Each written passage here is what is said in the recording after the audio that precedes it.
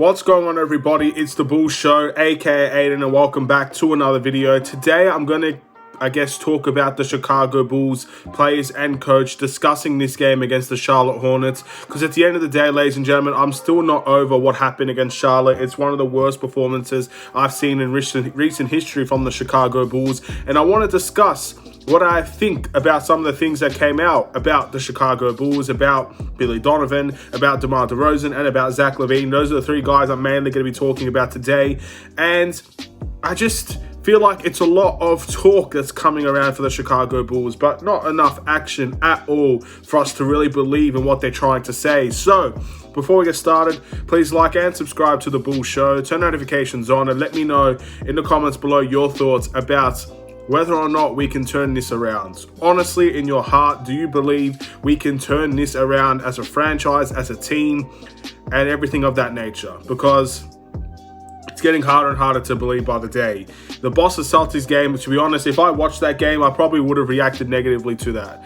But I didn't watch that game. So this is definitely my, frustration game against the Charlotte Hornets. It was so poor from the Chicago Bulls, and I find it unacceptable. So we're going to be discussing all of that in this video, and just the reactions that the coach and the players had to say about this loss. So we're going to start off with the coaching staff, and this is basically just Billy Donovan.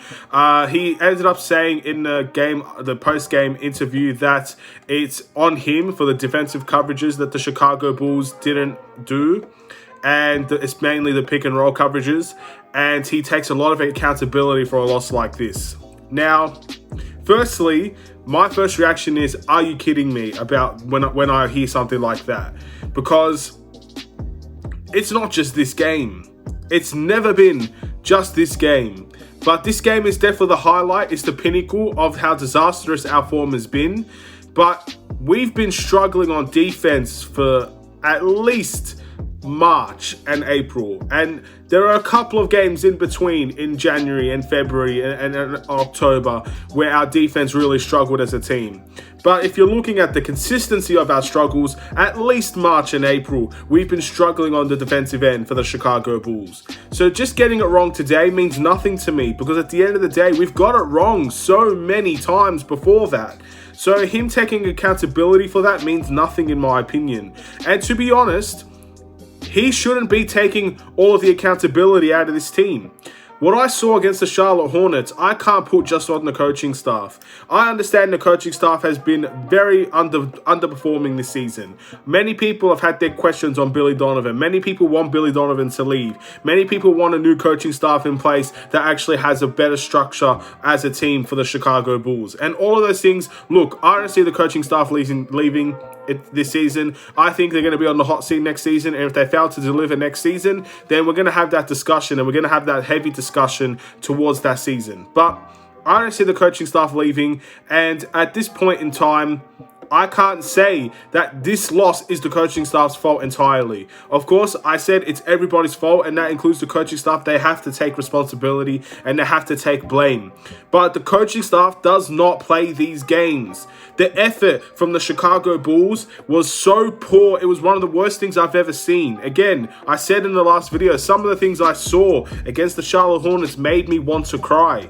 I can't put that on just the coaching staff. You got Zach Lavine, and you got DeMar, you got Vucevic, all of them taking ridiculous shots and not playing defense. How is that on the coaching staff?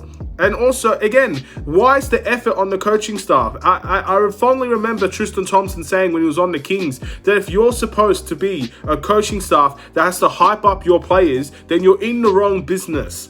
If they're not ready to play an NBA game where they're paid money and they're at home to go and deliver for the fans, and they're putting effort like that, that's not on the coaching staff. The coaching staff, when it comes to pick and roll coverages, defensive coverages, all of that, absolutely. Put it on the coaching staff all you like, because they have the responsibility. But when it comes to effort, when it comes to actually wanting to play these games, that is not on the coaching staff, that's on the players. They deserve just as much criticism, just as much critique as any coaching staff. If this was the Greg Popovich coaching staff, then it would be the same thing. It's the players. It doesn't matter who the coach is. If players are not putting the effort into play, no coaching staff can solve that. It's the NBA.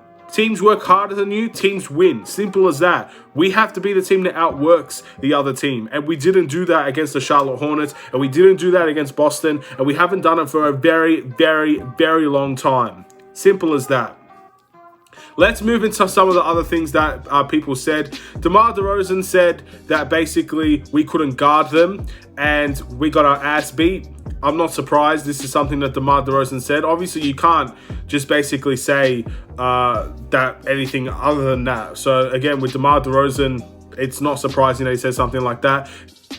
Then after that, he made some sort of analogy that related to, I guess, studying in school and how you're supposed to be taking some sort of classes as a junior, then going from senior high school, something like that. Again, I don't understand this analogy. I'm not from America. I don't know all the terms of what Americans do when it comes to college and school and stuff like that.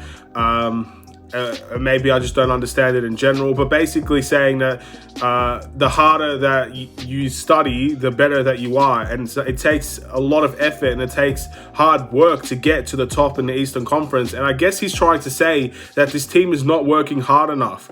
And if we want to be at the best, we got to work harder. I guess that's what he's saying. That's my prediction on what he's saying, I guess you could say. That analogy went over my head. Again, I'm not a smart person, so I can't say that I understood that analogy to perfection, but we do have to work harder. Very, very simple, very easy.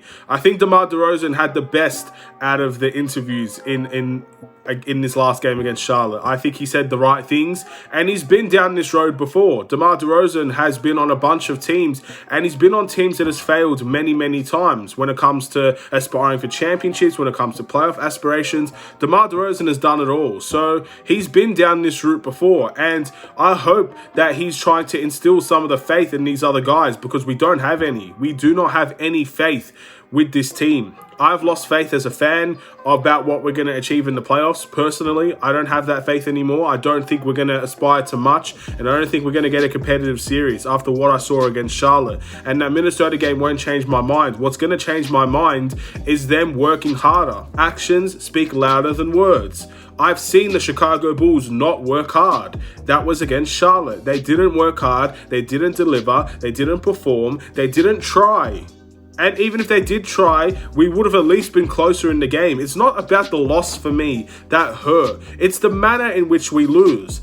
And with DeMar DeRozan saying that it's extremely hard to get to a top level in the Eastern Conference and you got to work harder to do it, that's just common sense. And if these players have lost sight of what it takes to work hard, then we don't deserve to be in a championship race. We don't deserve to be in the playoffs if we're going to coast through to the 6th seed. We've lost sight of what hard work is then, if that's what DeMar DeRozan is trying to instill in these players, which is so poor. And again, it's the best thing I've heard out of the entire interview, to be honest. But that's not a great sign if you're trying to say that these players don't work hard. So again, maybe that analogy is wrong, maybe it's right, I'm not really sure. Zach Lavine said that he always tries to see the brighter side when it comes to, but he's tired of talking. We can't let things like this happen. It's embarrassing. We have to do better, top to bottom. The execution isn't good. Look, I don't know how many times I've heard this with Zach Lavine. And same with DeMar DeRozan. I feel like I hear this every single day. And what has happened to change that?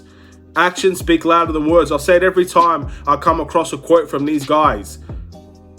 What's happened with the Chicago Bulls? Why are we continuing to say these things, but we're not backing it up on the court? Execution has been far from the only issue. Effort is a big issue. That doesn't come down to execution. That comes down to actually wanting to put in the work. And I feel like some of these guys don't want to put in the work or haven't put in the work. And that's why the execution isn't good. Execution comes down to repetition. Execution comes down to wanting to play. Execution's coming down to capitalizing on minutes. If you capitalize at the beginning of the season, you can capitalize at the end of the season. But somewhere in between, we've lost sight of what's successful for us. And therefore, we are not executing because of that. The fourth quarter for the Chicago Bulls is a perfect example here, where we constantly ran out in transition, and we actually made the score for the Chicago Bulls somewhat respectable because of that rotation, that lineup constantly running out in transition and actually doing what we know we can do, but we never do it when we're actually in these games. It led to the fourth quarter when the Charlotte Hornets probably stopped trying for us to actually do something in transition, which is poor. And that's where our success came from at the start of the season, and that is the key difference, in my opinion, as to what we're not doing besides the defensive end, because I think that's just been absolutely horrendous. So, to me, that comes down to what DeMar DeRozan said. If the execution is not working, then it comes down to hard work, and the hard work is not being put in. Simple as that. Lavine said that everyone's upset. You should be upset. Again, I'm trying to be as honest as possible here.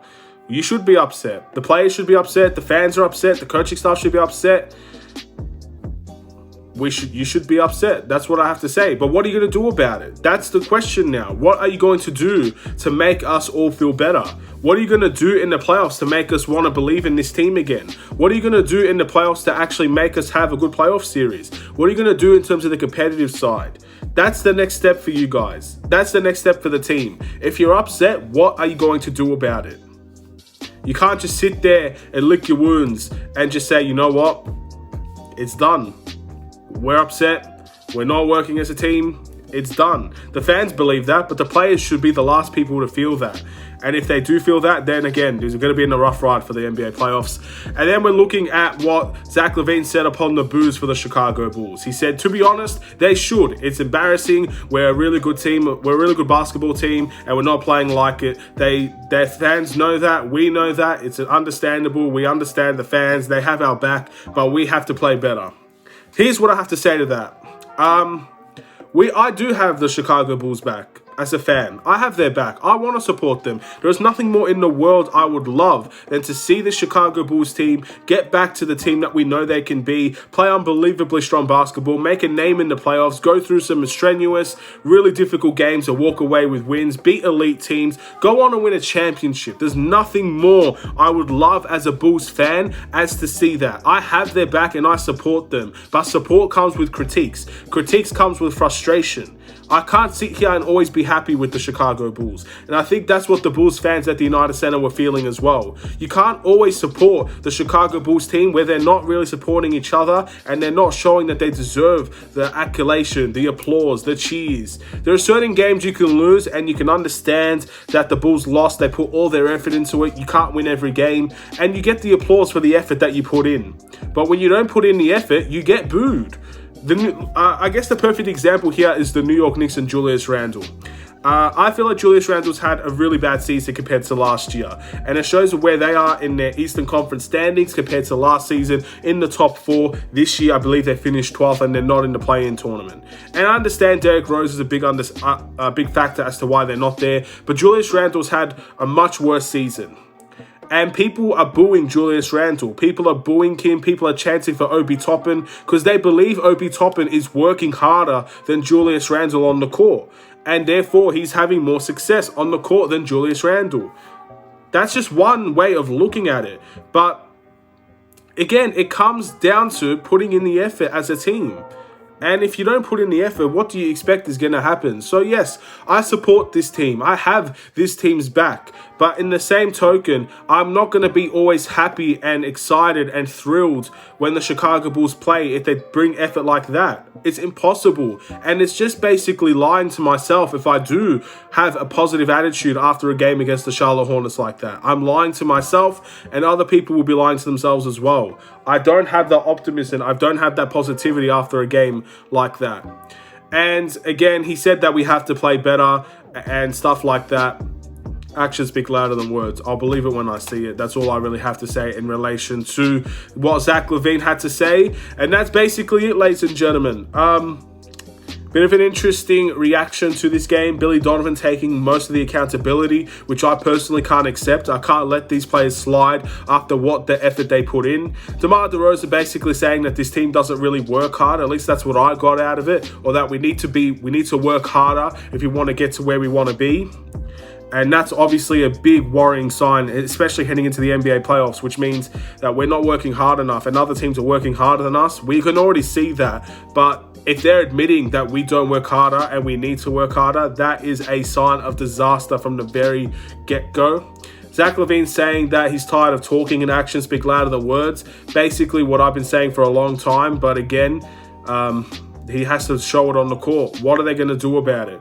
Zach Lavine saying he's upset and everybody's upset, as they should be, and that the fans booing them is very understandable. That's all that we covered in today's video. Thank you for watching. Please like and subscribe if you're new. Let me know in the comments below what you think, ladies and gentlemen. Have a wonderful and safe day. I'll see you in another Chicago Bulls video. Our next game is against the Minnesota Timberwolves, our last game of the season. I will have a game reaction regardless of how poorly we play or how well we play. Let's just get this season over with. I want to get into the NBA playoffs. As much as this team has killed my confidence, killed my, I guess, morale, I'm not very happy at the moment watching this team and looking at this team at the moment. But the playoffs is there, and I want to enjoy that experience while we have it, because at the moment, you never know what next season holds. And in all honesty, we haven't been here for so long that I want to enjoy the experience of the NBA playoffs, and I hope the Bulls can give a good one, but I have no faith that they can. So we'll wait and see what they can do. Take care.